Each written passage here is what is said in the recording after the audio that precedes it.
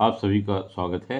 आज इस वीडियो के द्वारा मैं दानी दीक्षित जो बांदा के रहने वाले हैं उन्होंने अपनी बड़ी डिटेल भेजकर प्रश्न किया है कि उनका मकान कब होगा। उनके द्वारा बताए गए समय के अनुसार उनकी सिंह लगन की कुंडली बनती है और ग्रह स्थिति इस प्रकार है कि लगन में शुक्र हैं, दूसरे भाव में बुध हैं, तीसरे भाव में सूर्य राहु हैं, अष्टम भाव में गुरु हैं, नौवें भाव में केतु हैं, दसवें भाव में चंद्रमा है, 11वें भाव में मंगल है तथा 12वें भाव में शनि है। ये आपकी कुंडली की स्थिति है। देखिए, आपका जन्म सिंह लगन में तथा कृतिका नक्षत्र के तीसरे चरण में हुआ है। आपकी जन्म राशि वृष है, अर्थात चंद्रमा उच्च का है और सूर्य यहाँ नीच के बैठे हुए हैं, बुध भी उच्च के बैठे हुए हैं दूसरे भाव में तथा गुरु सूख रही हैं अष्टम भाव में। वर्तमान में आपको गुरु की महादशा में मंगल का अंतर चल रहा है जो दिनांक 4/6/2026 तक रहेगा और इसके बाद गुरु में चंद्रमा का अंतर होगा जो 28/10/28 तक रहेगा। ये दोनों अंतर ऐसे हैं, गुरु में मंगल का और गुरु में चंद्रमा का। ये दोनों, क्योंकि चंद्रमा चौथे भाव से मंगल चौथे भाव से संबंधित है और भाग्येश भी है, तो ये संपत्ति के दायक हैं, संपत्ति दाता हैं। मकान सुख वाहन सब इससे होता है, भाग्येश भी हैं। तो जब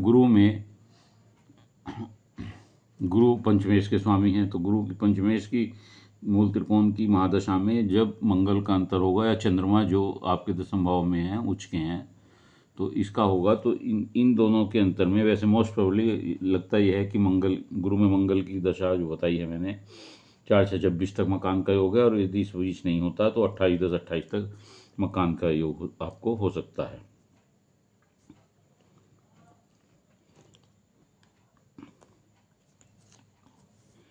इस अवधि में काफ़ी संभावना है, अर्थात मोटा सा हिसाब अगर लगाएं तो आप 53 वर्ष की अवस्था तक या इससे पहले मकान के स्वामी हो सकते हैं। कुंडली में तीसरे भाव में सूर्य और राहु बैठे हुए हैं, ये ग्रहण दोष बना रहे हैं। इस कारण इसका उपाय करें आप। शुक्र का भी लगन में बैठना अच्छा होता है, अच्छा मकान और वाहन होना बताता है, लग्जूरियस लाइफ बताता है, शानदार जीवन शैली बताता है। यहाँ कुंडली में विदेश योग भी है और वहाँ से लाभ भी है। देखिए, अगर 12वें भाव में शनि हो या छठे अष्टम भाव में गुरु हो तो ये स्थितियाँ जो हैं निश्चित तौर से विदेश योग बताती हैं और उससे लाभ भी होते हैं, क्योंकि इसका स्वामी, विदेश भाव का स्वामी आय के भाव में उच्च का होकर बैठा हुआ है। बुध आपको सेकंड हाउस में उच्च के होकर के बुध वाक्पटुता देते हैं। बहुत अच्छे आप वार्तालाप करने वाले होते हैं, प्रभावशाली वार्ता होती है आपकी, अच्छे वक्ता होते हैं, प्रवक्ता होते हैं, वित्तीय मामलों में भी आपकी अच्छी पकड़ होती है।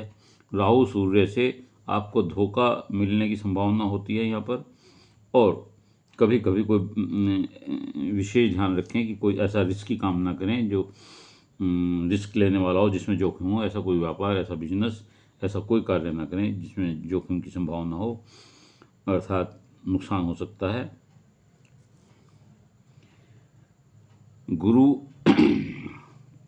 जो अष्टम बैठे हुए हैं, यहाँ बैठकर ये वसीयत से या बीमे से संपत्ति दिलाते हैं, लंबी आयु देते हैं और अचानक धन लाभ देते हैं। ये केतु यहाँ बैठ करके विदेश से लाभ देते हैं भाग्यस्थान में बैठ करके, और मंगल जो आपके 11वें भाव में बैठे हुए हैं कैरियर में सफलता देते हैं, आपको ऊर्जावान बनाते हैं, साहसी बनाते हैं, धन लाभ देते हैं, खर्चों की अधिकता कराते हैं। शनि 12वें भाव में कभी कभी जीवन में एकांतवास झेलना पड़ सकता है, विदेश से जोड़ता है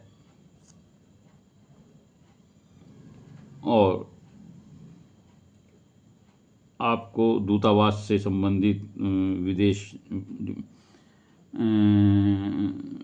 की नौकरियों से संबंधित माध्यम से कोई कार्य मिल सकता है, उससे लाभ हो सकता है। आप कुशल वकील, कुशल वक्ता, कुशल राजनीतिक हो सकते हैं। अस्पताल से संबंधित कोई काम हो सकता है और सेवा भाव से भी कोई आप काम कर सकते हैं। या जेल में किसी चीज़ की सप्लाई हो सकती है, उससे आप जुड़ सकते हैं। ये आपके कार्य भी हो सकते हैं और कुल मिलाकर 53 साल तक मैं समझता हूँ कि आपका मकान हो जाएगा। ऐसा लगता है कि मैं समझता हूँ कि आपको अपने प्रश्न का उत्तर मिल गया होगा। यदि आप इस वीडियो से संतुष्ट हों तो इसे लाइक करिएगा, शेयर करिएगा, कमेंट्स बॉक्स में जाकर अपने विचार लिखिएगा। इसके अलावा यदि किसी और का कोई प्रश्न हो तो वह मेरे चैनल को सब्सक्राइब करते हुए अपना एक प्रश्न भेज सकता है डिटेल के साथ। मैं उत्तर अवश्य दूंगा। उत्तर के लिए धैर्य से अपने नंबर की इंतजार कीजिएगा। धन्यवाद।